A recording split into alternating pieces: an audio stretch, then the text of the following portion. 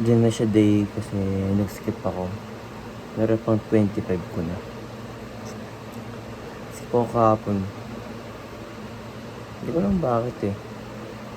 Ako ba ako nag-skip? Basta may na-skip ako kahapon nata. Kalimutan ko. Fuck. Kailangan natin bawiin na.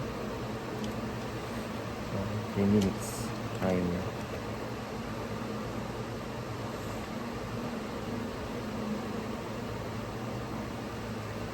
Yun. So, hang.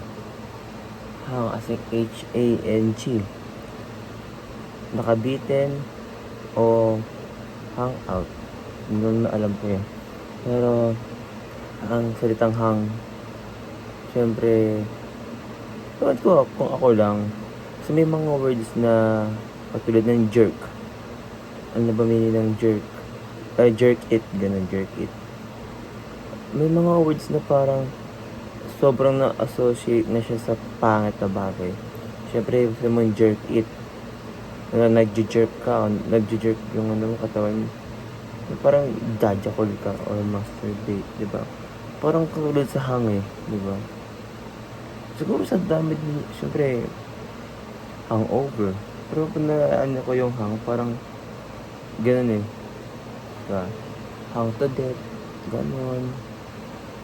Parang isa siya sa mga word na may stigma. Stigma ganun.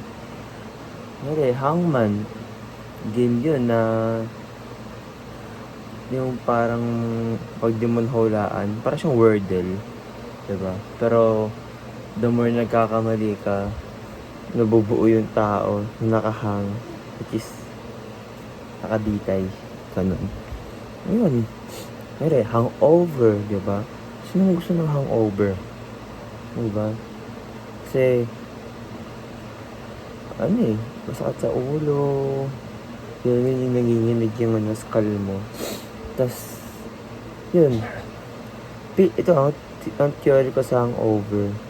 Parang yung hangover yun yung parang sinusubukan na ng utak mo labanan yung alcohol. Parang gusto na maging normal. O, sa akin lang. Ano yun, pseudoscience yun. Kasi, di ako nagkaka-hangover pag gising ko. Nagkaka-hangover ako pag, tumagal na. Kunwari, naman ako. Tapos gising pa rin ako hanggang mamaya. Parang, pabalik na yung utak ko sa normal. Doon ako nagkaka-hangover. Parang nagsasakit na ulo ko. Pero minsan timing. O, may mga oras na pagising ko, oo. Pero minsan kasi pagising ko, onting oras pa. Pero umaga pa rin yun. Tsaka nasasakit. Ganun. Pili ko yun yung yung consciousness, yung utak ko. Parang tatanggal niya yung alcohol sa utak ko. Yun, pag-itindi ko. Pero guess ko yung sita hangover. Parang nag-hangover sa'yo yung alcohol. Parang nadala mo hanggang bukas siya. Pero yung sa akin, parang never siya. Ayun lang, hangover. May stigma siya. Parang jerk. Hindi rinig. Basta tapos na.